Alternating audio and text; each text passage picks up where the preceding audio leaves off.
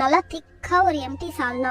இட்லி, தோசை, சப்பாத்தி, பூரி எல்லாத்துக்குமே வேற லெவல்ல இருக்கும். சுட சுட பரோட்டாவை பிச்சு போட்டு அது மேல ஊத்தி ஊற வச்சு சாப்பிட்டா அடடா, சொர்க்கலோகத்துக்கே போயிட்டு வருவீங்க. எப்படி பண்றதுன்னு பாக்கலாம் வாங்க. மிக்சர் ஜார்ல பட்டை, கிராம்பு, ஏலக்காய், கல்பாசி, மிளகு, சீரகம், முந்திரி, கசகசா, 7-8 சின்ன வெங்காயம், ஒரு சின்ன தக்காளி, 1/2 டீஸ்பூன் சோம்பு சேர்த்து நல்லா மைய அரைச்சு எடுத்துக்கோங்க. பிரஷர் குக்கர்ல எண்ணெய் ஊத்தி பிரிஞ்சி இலை, கல்பாசி சேர்த்து வெங்காயம் சேர்த்து நல்லா வதக்கிக்கோங்க. வெங்காயம் நல்லா பொன்னிறமா ஆகணும். ஒரு பச்சை மிளகா, இஞ்சி பூண்டு பேஸ்ட் சேர்த்துக்கோங்க. நல்லா வதக்கி விட்டு ஒரு சின்ன தக்காளியும் சேர்த்து வதக்கிக்கோங்க. கை நிறைய புதினா சேர்த்துக்கோங்க. புதினா கண்டிப்பா சேர்த்துக்கணும். மஞ்சள் பொடி, மிளகாத்தூள், மல்லித்தூள் சேர்த்துக்கோங்க. நல்லா வதக்கி விட்டுருங்க. உப்பு சேர்த்து மசாலா பேஸ்ட் இதோட சேர்த்து நல்லா வதக்கி விட்டுருங்க. நான் 1 டம்ளர் அளவுக்கு தண்ணி ஊத்தி நல்லா வதக்கிக்கிறேன்.